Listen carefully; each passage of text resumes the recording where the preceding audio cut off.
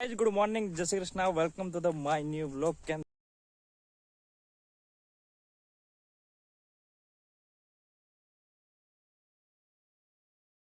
છો? I hope કે બધા મજામાં હશે. તો તમને એમ વિચાર આવતો હોય કે ભાઈ અત્યારમાં કઈ જગ્યાએ? તો અત્યારમાં અમે પહોંચી ગયા એરંડાની જગ્યાએ, કેમ કે ત્યાં ખાતર નાખવાનું છે, યુરિયા. તો સોરી, પેલા તો બધાને જય સિયારામ, જય શ્રી કૃષ્ણ, હર હર મહાદેવ. ભૂલી ગયો. તો અત્યારે યુરિયા ખાતર નાખવાનું છે, તો આપણે પહેલાં ખાતર નાખી દઈએ અને પછી મળીએ તમને, કારણ કે પાણી પણ ચાલુ કરવાનું છે અને ખાતર પણ નાખવાનું છે. એટલે પહેલાં ખાતર નાખી દઈએ, પછી પાણીનો વારો. જો કદાચ લાઇટ તો આજ વહી ગયા, શુક્રવાર છે, ફ્રાઈડે, એટલે કદાચ લાઇટનો કાપ હશે. તો આપણે ફોન રાખી દીધો એડાના ટેકી અને મસ્ત ત્યારે ખાતર નાખવાનું ચાલુ કરી દીધું. તમને દેખાડવું જ પડે ને યાર કે અમે ખાતર કઈ રીતના નાખીએ. હા, કેમ થોડુંક મોઢું ઉતરી ગયેલું જેવું લાગે નહીં? લોચા થઈ ગયા, કાંઈ વાંધો ના. લો તો અત્યારે મસ્ત ખાતર નખાઈ ગયું. બધી જગ્યાએ ખાતર નાખી દીધું. એ ખાતરની ડોલ પણ પૂરી થઈ ગઈ અને લાઇટ પણ વહી ગઈ, આપણે જેમ કીધું છે. તો હવે ઘરે જાય ને અહીંયા જો બધી જગ્યાએ ખાતર થોડું થોડું ઉમેરી દીધું ને કાલે પાળી પણ વાળી દીધી હતી. તો અત્યારે આપણે ઘરે જાય અને જોઈએ કે લાઇટ ક્યારે આવશે. બાકીનું જે કે પાછળનું જે કામ હશે એ આપણે કરશું ને તમારી સાથે જોડાયેલા રહેશું. પણ તમે અમારી સાથે જરૂર જોડાયેલા રહેજો.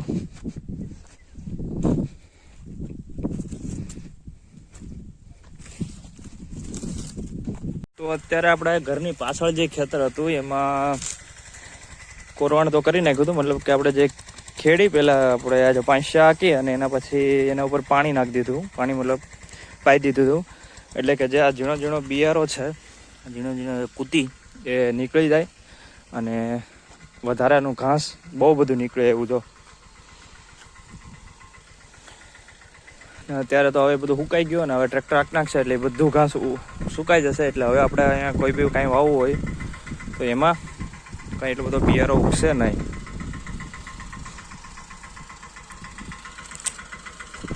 અહીંયા આપણે જમરૂખડી કરી હતી તો મસ્ત અત્યારે જમરૂખડી ઉગી ગઈ. હવે આનું ખામણું કરી ને પછી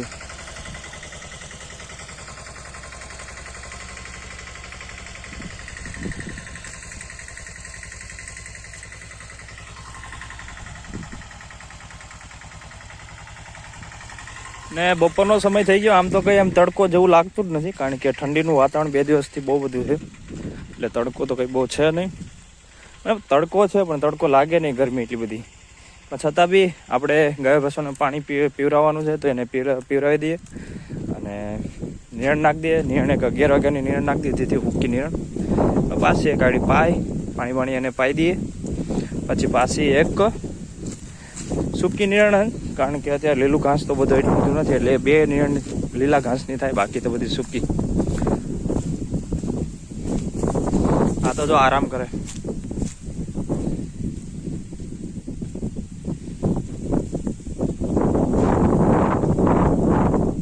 કોઈને પાણી પીવાનું ઉતાવળ નથી કે મઈ ગયો આપણે હું કે. તો ગુડ આફ્ટરનૂન બધાને. શુભ આમ તો બપોર આપણે કહે ને કે શુભ બપોર, હવે એનો શુભ દોપહેર જે હોય આપણને બહુ આવડું નહીં, મનમાં એવું બોલી દીધું.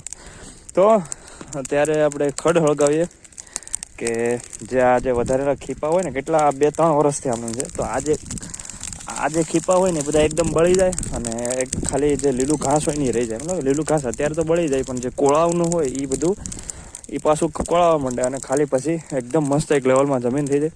પહેલાં જે માણસો હેવડી કરતા તો આવી રીતના આખો વાડ હળગાવતા અને પછી હેવડીને કાપતા. એવી રીતના મેં સાંભળેલું છે, બહુ આપણને ખબર નહીં પહેલાંની.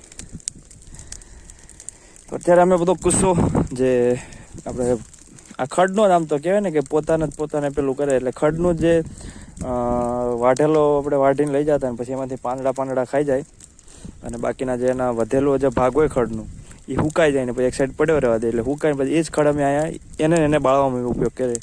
એટલે કહે ને કે લોખંડને કાપે, એવી જ રીતના ખડ જ અત્યારે ખડને બાળે છે.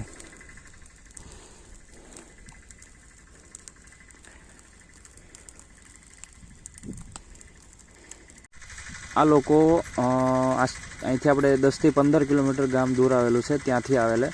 અને આ બધી ગાયો તમે જુઓ ને તો મતલબ રખડતી ગાયો હોય એમાંથી બાંધેલી બધી મસ્ત ગાયો, અને એ સાચવે છે અને ચારીને દૂધ ખાય છે અને વેચે છે. અને આમ તો જોવા જાય ને કે ભાઈ ઈવડા લોકો બહુ મસ્ત કામ કરે એમ, કે ભાઈ જે રખડતી ગાયો હોય એને બાંધીને ઓલું કરે એમ, કે ભાઈ એને સાચવે, એને ચરાવવા જાય આખો દિવસ. તો વિચાર કરો કે 10-15 કિલોમીટર દૂર અહીંયા લોકો અહીંયા આવ્યા ખાલી ગાયોને ચરાવવા સાચવવા પૂરતી એમ.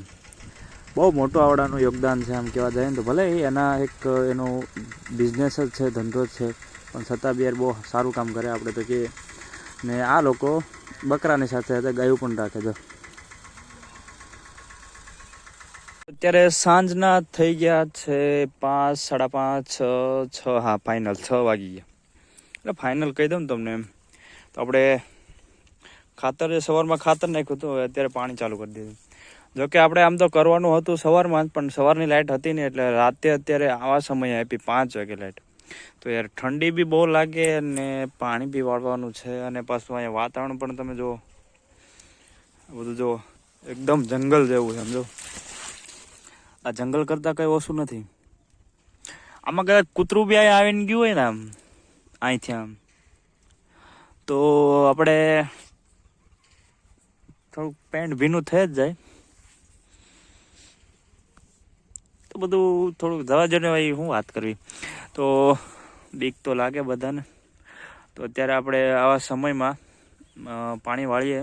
જોકે સમય નથી થયો પણ આવો થશે એમ. થશે ને પહેલાં આપણે નીકળી જાઉં, કારણ કે ઠંડી લાગે આપણને. આને નહીં લાગતી જો પાણી માટે મારે.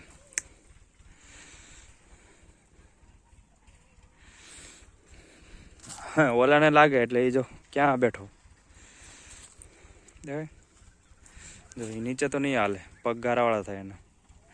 આ નહીં કે ગમે હાલે, આપણે જોવે તો જલસા કરવાના.